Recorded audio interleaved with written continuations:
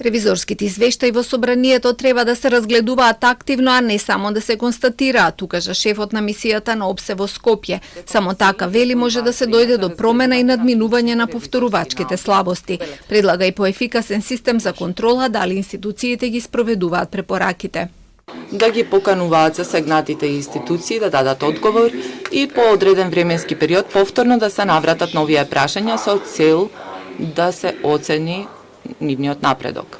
Главниот државен ревизор рече дека граѓаните кои плаќаат даноци имаат право да бидат сигурни дека секој денар е искористен на најдобар можен начин, а одговорноста да им го обезбеди тоа ја има токму заводот, но и нивниот труд треба да биде соодветно вреднуван, оттаму и очекува наскоро да биде донесен новиот закон за државна ревизија.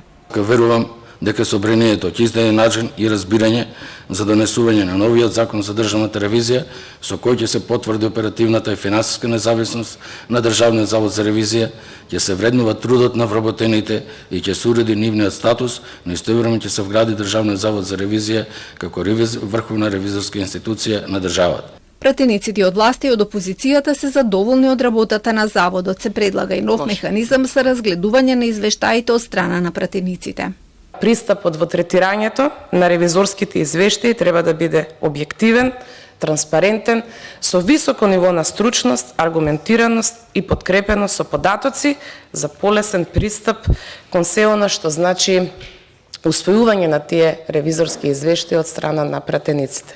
Ние имаме таа чест, бидејќи токму такви се и ревизорските извештаи кои што ги изработуваат од страна на Државниот завод за ревизија. Оваа институција според мене е најпрофесионалната во оваа држава и овие луѓе секако заслужуваат поддршка од сите ентитети, дали во државата или надвор од неа, бидејќи за тоа треба да се дискутира. Зошто треба да се дискутира за тоа? Може би треба да размислиме посебните ревизорски извештаи да ги поделиме на групи или да ги поделиме на теми и секое работно тело да има обврска да ги разгледува. Собранискиот претседател смета дека за да се зголеми ефикасноста е потребна подобра институционална соработка.